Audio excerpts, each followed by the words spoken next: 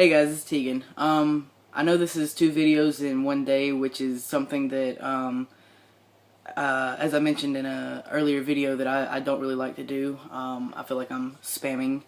But I got asked two really good questions actually. One of which I've never been asked before, so I'm just gonna go ahead and answer those. The first question, which is one that I've never been asked before, is do you, let's see, basically it was, do you feel, how do you feel about making friends with cisgendered guys? For those of you who don't know what cis is, it's biological, like a biological guy. Does it make me feel uncomfortable? Have I had to cut any ties with any of my cis guy friends? And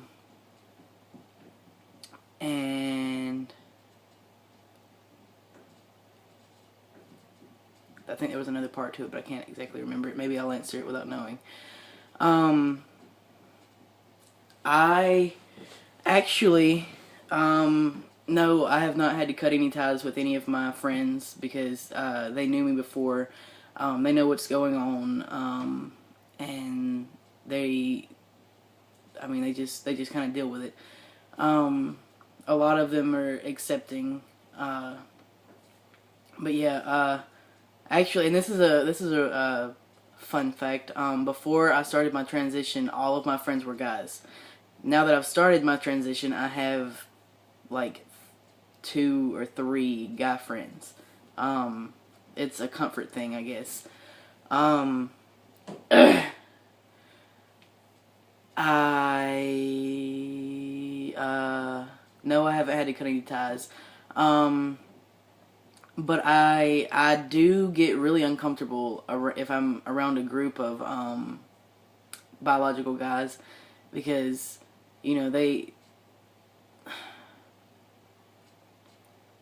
I feel like they can tell, whereas a group of girls couldn't, because I don't look like them, I don't sound like them, but at the same time, I'm scared that the group of guys are going to be like, oh, well, he doesn't exactly look like us all the way, and he doesn't really sound like us all the way, or maybe he's young, or, there would be some sort of question.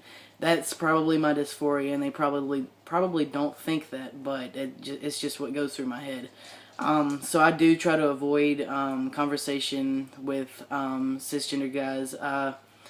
I am open to making friends with guys because I need guy friends. I need somebody I can shoot the shit with and go hang out and do some shit and whatnot. But it's this goes back to what I mentioned in the FAQ video about it. It's dangerous for me to be around a bunch of people that I don't know. Even if I'm gonna be with somebody who knows all of them, I don't know them. They don't know me. If they find out and they don't like it, and we're partying or something, and somebody is under the influence of something, it could be bad. So I try to avoid that. I do avoid that actually. But I am open to making friends, so talk to me. The other question was, how was my coming out? I am out to, I'm out to everyone. Everyone in my family, all my friends and everything. I don't really like to tell new people that I meet. I'm gonna try to be stealth whenever I move, so I'm kind of getting into the habit of not telling people because now it's getting harder to tell. But I had a few coming outs. I came out by the first time, and my best friend at the time didn't like it, so I said no, I was just playing. It was a joke, and So I hid it for a few more months, and then I couldn't take it anymore, so I came out bi again. Um, my parents, they just kind of thought it was a phase and it'd be over. And then I was 15 then. I come out lesbian whenever I was 16. Um, and then come out trans when I was 18. My parents, they didn't really like the lesbian thing, but they both got used to it and they were fine with it eventually. Um, the trans thing, it's been the most rough, obviously, because it's bigger, it's a bigger deal, and I understand, but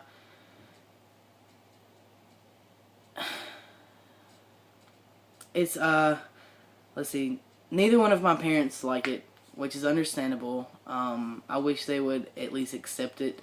You don't have to like it, but I mean, try to accept me. And neither one of them call me by my name, and neither one of them use the right pronouns, and it really hurts to spend too much time around them because, so much of, like, I worked so hard to get right here where I am, and then to be around them for an hour, 2 hours, and them constantly using the wrong pronouns, the wrong name, it really, really, really messes with me. It messes with my depression. It messes with my anxiety, especially if we go out in public. I don't really go out in public with either of my parents because I don't live at home. But on Christmas, my dad, my brother, my grandmother, and I all went out to eat IHOP, and my nanny has never met a stranger, and she talked to every table on the way back to where we were sitting, and she would tell them about, talking about me to the people at the table. I was standing right beside her, and she was like, oh yeah, well, her first Christmas, and da-da-da-da-da-da, and she, and this, and da-da-da-da-da, and I was like, Nanny, you need to stop. So I pulled her aside, and I was like, look, it's really dangerous for you to be telling people that. And I think that finally got through to her. She's perfectly fine with this. She calls me Tegan, and she's 71, gonna be 72 in February. So for her to, and her mind's slipping, but she's really good about it. But neither of my parents will really talk to me about it, and that sucks because no matter how old you get, you still need your parents there. Whether it's for to talk or anything. And sometimes I just need my parents to talk to me. And me and my mom used to be able to talk about anything together, and I understand why she doesn't really like to talk about it. But sometimes I just kind of need her to listen to me and to, tell me that things are going to be okay, and tell me that, it's like she's here for me or something like that. But, I mean, I understand. And my dad will let me talk about it some. Like, we were talking about facial hair and body hair and stuff like that the other day, and then I could tell he got uncomfortable about it, so we kind of changed the subject. But he... No, he still calls me my little kid nicknames, and it hurts my feelings because I feel like I'm hurting him. But then there's a selfish part of me that it hurts my feelings because he won't accept what's happening. But like I said, I understand. But yeah, those were really good questions.